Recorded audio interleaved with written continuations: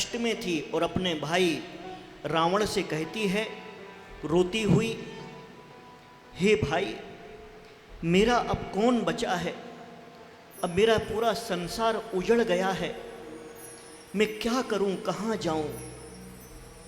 तब रावण कहता है, हे वत्से, तेरा रोना धोना व्यर्थ है, यह का मालूम नहीं है? संसार के प्राणी पूर्व भव में जो कुछ करते हैं उस सब का फल अवश्य ही प्राप्त होता है, इसमें संशय नहीं है। मैंने यह सब पूर्व भव में संचित किया था, सो उसी का यह न्याय संगत फल प्राप्त हुआ है। ऐसा जानकर किसी मनुष्य को शोक करना उचित नहीं है। जब तक मृत्यु का समय नहीं आता है तब तक वज्रपात होने पर भी जीवन समाप्त नहीं होता है, और जब मृत्यु का समय आ जाता है तब अमृत भी विष बन जाता है। इस प्रकार बहन को आश्वासन दे एवं जिनेंद्र अर्चना का उपदेश देकर रावण अपने निवास गृह में जाता है। वहाँ जाकर रावण एकदम धड़ाम से जाकर के अपनी सैया पर पड़ जाता है। उसे इस प्रकार से गिरा हुआ देख करके मंदोदरी बोलती है, स्वामी, स्वामी, क्या हुआ तुम्हारे लिए? ऐसी तुम आज एकदम निढाल पड़े हो। क्या खरदूषण की मृत्यु से आकुलता को प्राप्त हुई हो? सुनो, यह ठीक नहीं है, क्योंकि सूरवीर आपत्तियों के आने पर घबराते नहीं हैं। हे स्वामिन, बतलाइए आपके शोक का कारण क्या है?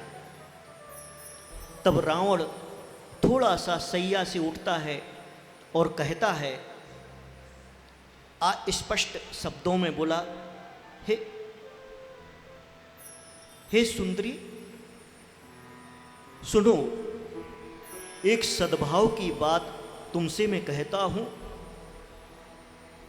तुम मेरे प्राणों की स्वामिनी हो, और यदि यदि यदि तुम मुझे जीवित देखना चाहती हो, यदि तुम मुझे जीवित देखना चाहती हो तो मुझे अगर क्षमा करो तो मैं एक बात कहता हूं। तब मैं बोलूं?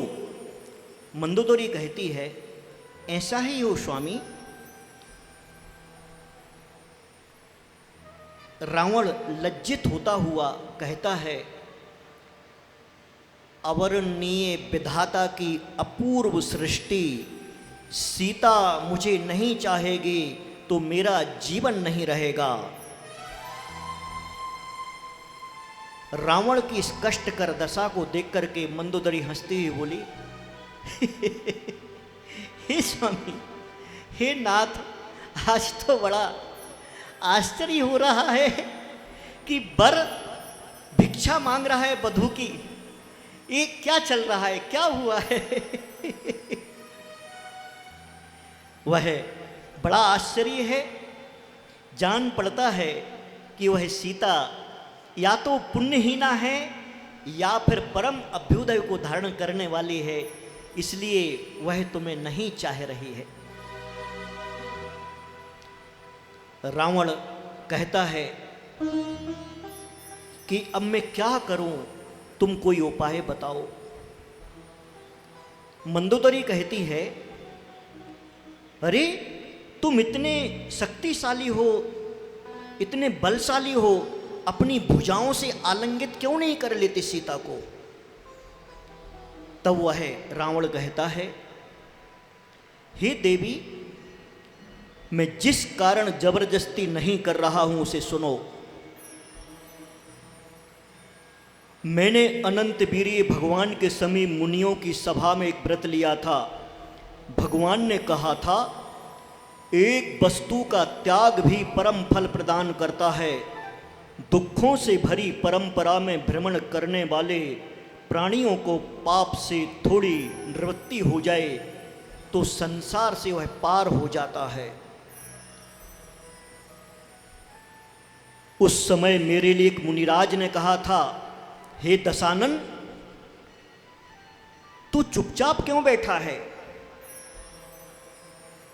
देख, ये नियम ग्रहण कर, क्योंकि रत्न दीप है, ये साक्षात गुरु के चरण रत्न दीप हैं।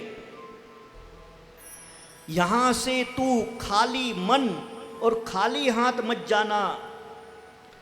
तब मैंने एक नियम लिया था, जब तक मानवती पर स्त्री मुझे नहीं चाहेगी स्वयं, तब तक दुखी होने पर भी मैं बलपूर्वक उसका सेवन नहीं करूंगा। ये मेरी अटल प्रतिज्ञा है। रावण कहता है, हे मंदोदरी,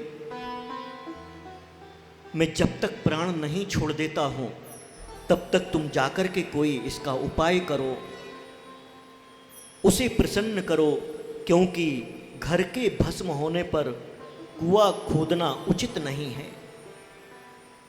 मंदोदरी कहती है, हे नाथ, यह तो बहुत छोटी बात है। और वह 18,000 स्त्रियों के साथ देवरन उद्यान में गई। सीता के पास जाकर के कहती है, हे सुंदरी, हर्ष की जगह विषाद क्यों कर रही हो? वह स्त्री तीनों लोकों में धन्य होती है जो रावण की पत्नी बनती है। यह रावण परम बलशाली है, शक्तिशाली है, इंद्र को भी पराजित कर दिया है, देवों के भोगों के समान उसके भोग हैं, वह लोक में अद्वितीय सुंदर है।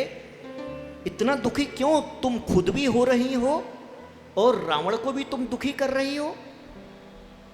दुखी मत हो, क्योंकि मनुष्य के सब प्रयत्न सुख के लिए ही होते हैं।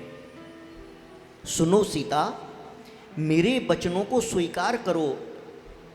रावण अतिशय बलशाली एवं शत्रु रहित है।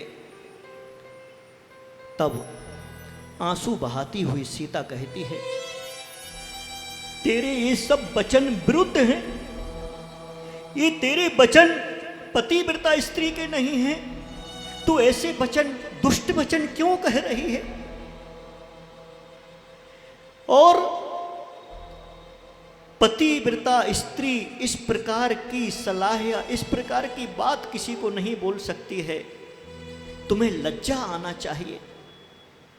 तुम्हें क्या कह रही हो? और सुनो, मेरे शरीर को तुम चाहे भेद दो, चाहे छेद दो, परंतु तुम्हारा कहा हुआ मैं कुछ भी नहीं करने वाली। मैं तुम्हारी बात नहीं मानने वाले हो। वह कहती है, सीता, मैं अपने राम के सिवाय अन्य पुरुष को अपने सपने में भी नहीं ला सकती है। यह है एक पत्नी की अपने पति के प्रति दृढ़ प्रतिज्ञा और समर्पण भाव, और राम के प्रति उसका भाव। इसलिए कहते हैं, राम छवि अमिटवनी मन में चिरकाल से, दिल में तुम ढूंढो उन्हें मिल जाएं लाल से। बोलो राम, बोलो राम, बोलो राम, बोलो राम, बोलो राम, बोलो राम, बोलो राम, बोलो राम। राम छवि अमिट बनी मन में चिरकाल से, दिल में तुम ढूंढो उन्हें मिल जाएं लाल से। बोलो राम, बोलो राम, बोलो राम, बोलो राम, ये बोलो राम, बोलो राम, बोलो राम, बोलो राम। इसी बीच वहाँ पे रावण पहुँचता है, हंसता हुआ दयनीय वाणी में बोलता है, हे सुंदरी, अरे भय को छोड़ो, दुखी क्यों होती हो? यहाँ मैं तो तुम्हारा भक्त हूँ, मैं तुम्हारे सौंदर्य का भक्त हूँ। मेरी एक प्रार्थना सुनो, प्रसन्न हो और सुख से रहो मेरे साथ। बताओ बताओ, मैं 3 लोकों में किस वस्तु से हीन हूँ? मेरे पास कौन सी वस्तु नहीं है? सब कुछ है मेरे पास। रावण ने उसी समय सीता को हाथ लगाने की कोशिश की, छूने की कोशिश की। तब वह सीता हड़बड़ा करके पीछे हटती है और कहती है, अरे पापी हृदय, दूर हट, मुझे स्पर्श मत कर, मुझे छूना नहीं, मुझे स्पर्श मत करना, मुझसे दूर रहे। रावण कहता है, अरे सुंदरी, क्रोध और अभिमान छोड़ो, दिव्य भोगों की स्वामिनी बनो। सीता कहती है, कुशील मनुष्यों की संपदाएं केवल मल हैं और सुशील मनुष्यों की दरिद्रता हमारे लिए आभूषण है। तू पर स्त्री की आशा करता है, अतः तेरा जीवन तो व्यर्था है। क्रोध में आकर के रावण माया शुरू करता है। सीता को जब वह प्रेम से नहीं समझती है तो वह सोचता है कि मैं इसे डरा करके, धमका करके अपना बना लूँगा। तब वह माया शुरू करता है, हाथियों को उत्पन्न करता है।